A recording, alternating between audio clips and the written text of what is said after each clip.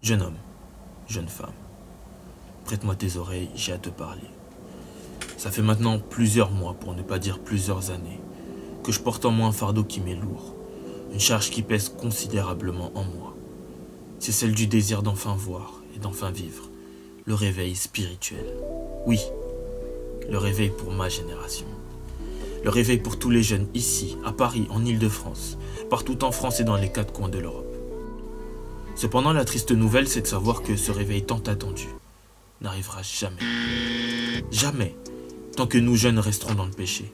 Jamais, tant que nous jeunes continuerons à repousser l'échéance de notre conversion.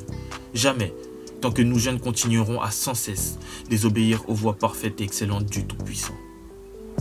Le péché, c'est cette force qui nous pousse loin de Dieu et des fois contre qui on n'arrive pas à résister. Je dis bien nous, parce que moi aussi j'étais comme toi. Moi aussi j'étais ce jeune incapable de dire non face à la tentation qui me hantait. J'étais ce jeune incapable de dire non face à ces passions de la chair. Et un jour j'étais au plus bas. Pourquoi? Parce que je me suis rendu compte que j'étais en train de trahir l'Éternel, le Dieu de mon appel. Alors j'ai décidé de me confier à mon père, l'évangéliste Anderson, en lui disant: papa, écoute, j'aimerais tellement vivre une vie chrétienne, sérieuse, constante, appliquée et impliquée, mais je n'y arrive pas. Et il m'a dit un truc qui m'a bouleversé à tout jamais. Il me dit: écoute fils, quand tu iras dans un hôpital, particulièrement dans le service de réanimation, bien que le patient soit inactif, tu remarqueras une chose, que la seule chose qui permet au médecin de savoir que cet homme est vivant, c'est quand les oscillations de son cœur vont de haut en bas. De haut en bas. Une fois que ces oscillations stagnent et deviennent toutes droites, c'est que cet homme est mort. Il me dit: fils, dans la vie tant que tu vis, tu auras des hauts et des bas. Et toi qui regardes cette vidéo, écoute-moi très attentivement. C'est parce que tu es un être humain que tu vis des fois des jours bons et d'autres moins bons. C'est parce que tu es un être humain que des fois tu es triste et des fois tu es heureux. C'est parce que tu es un être humain que tu vis des fois des situations plus sombres que d'autres.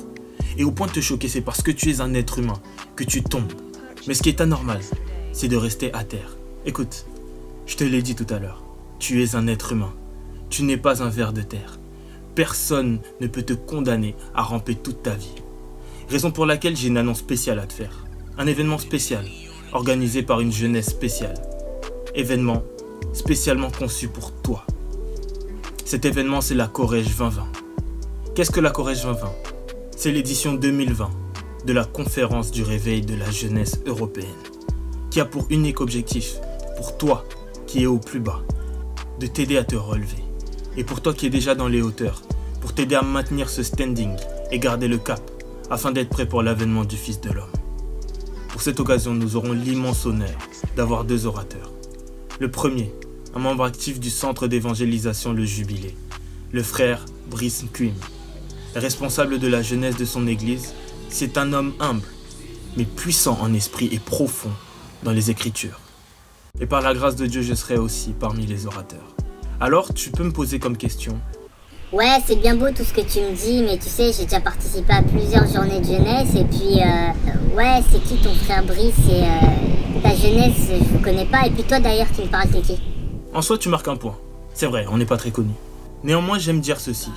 Le Dieu que je sers aime se servir des choses viles de ce monde, afin de confondre l'intelligence des sages.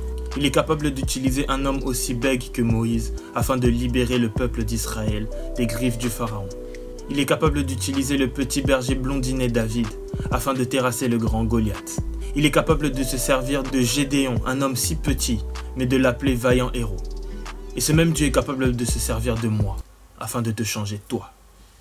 Je te donne rendez-vous le 21 mars à la Corège 2020.